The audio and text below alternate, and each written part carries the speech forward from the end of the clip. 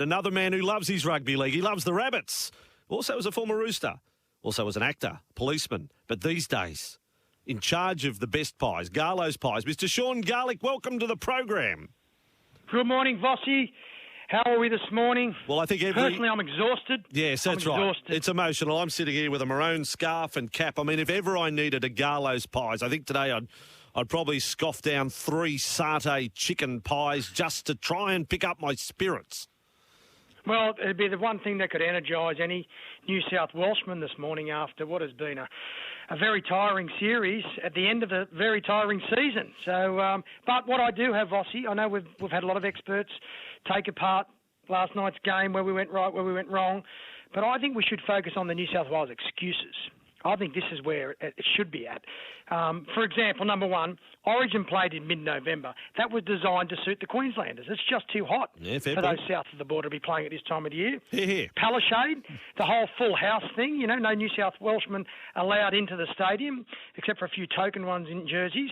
That's the first time politics has ever been allowed to come into the Origin arena. Had we have known this rule, we could have got our big guns. I'm sure Gladys could have easily taken on Palaszczuk. Nice. If she knew that was part of the game. Another big one, the Paul Gallen backfire. The worst side in history comment. Now, that was supposed to give the Queenslanders a whole lot of self-doubt. We didn't know that it was going to pump them up and give them all this incredible resolve. How was he to know that? How was he to know? How would you know? How would you know? Exactly. How would you know? Paul. Surely you criticise them and they go into their shell or something like that. It was a G-up. Not play. Yeah, well, that's right. But the thing that I think had most effect, what about this last-minute clandestine, behind closed doors changing of coaches? Kevy, at the last minute, gets... Now, we were expecting Kevy to keep losing the last 2 years. Savage. We were expecting him to be there this year, the New South Welshman. And to bring in Wayne Bennett, that's not fair. Wayne Bennett's the super coach. Wow. We know that. Wow. He's been there and done it. Controversial We this didn't realise morning. you could do that. Sean Garlick from Garlo's Pies. On. I'm going to get some instant reaction because I've had 2 people on hold all morning. One is Jonathan Thurston. Yep. Okay. Yep. No, he's not taking it. And then Billy Moore's been on hold all morning. Anything to say, Billy?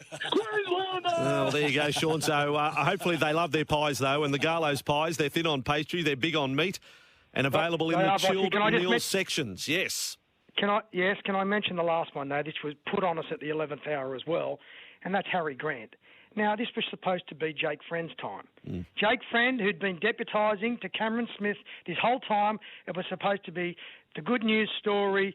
Finally, he gets his chance and all that, and all of a sudden, we get Harry Grant. Yeah. Looks like we go from one future immortal to potentially another future immortal. Yes, That's not fair. It's not fair. That's not in the rules. It's not fair. Sean Garlick, well said from Garlo's Pies. Goodbye to our SEN track listeners. We've got plenty more for 11:70 after the 8:30 news, including Katie Brown. Maybe